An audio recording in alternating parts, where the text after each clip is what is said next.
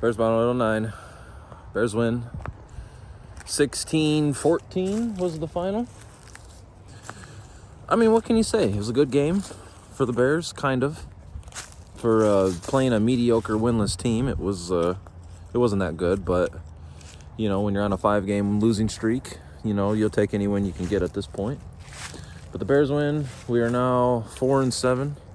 Andy Dalton actually had a really good game. You know, it kind of makes me wonder what it would be like if he never got hurt back in week 2. You know, what would have happened to our season? Would we have done better? I personally think we would have if we didn't put Justin Fields out in the fire so quick. You know, it's real interesting. I'm out here pissing everyone's dogs off, so we're going to walk away from the situation. But anyways, Andy Dalton threw a touchdown. It's very questionable calls with the running backs. I don't know what we were doing half the time, running some of the running backs we were. Roquan Smith got hurt with a hamstring. It really sucks because our defense is really just getting fucking killed out there. You know, one after another, someone's getting hurt. Guys are getting out for the season like Khalil Mack. Eddie Jackson came back, and of course he didn't do shit. At least from what I saw, he didn't really do much. So, I don't know, y'all. It's a very interesting situation here with the rest of our season. A rumor came out earlier in the year saying that, or not early in the year, but earlier in the week, saying that Matt Nagy was going to get fired after today's game, regardless if we won or lost. So, and that's clearly not going to happen. George McCaskey himself came out and said that wasn't the case, unfortunately. So, I don't know, y'all. It's even if he gets fired right now, who's going to be the interim head coach? Chris Tabor?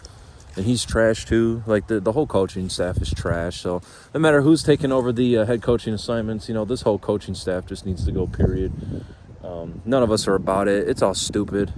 But the offense did look pretty good today. You know, passing wise, Andy looked all right. He did have an interception. He almost had another one too, which probably would have lost us the game if he ended up having that interception not called back. So I'll be honest, man. I took a nap because, you know, it's Thanksgiving. Happy Thanksgiving, everybody. I took a nap during this shit because this game really was kind of boring as fuck.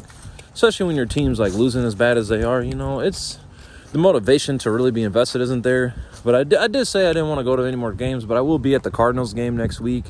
I'll be sitting next to the Bears tunnel, 8th row, right on the field. So I'm gonna put myself through one more game for the season. I haven't seen the Cardinals in person yet. I'm trying to get my team checklist off of who I see.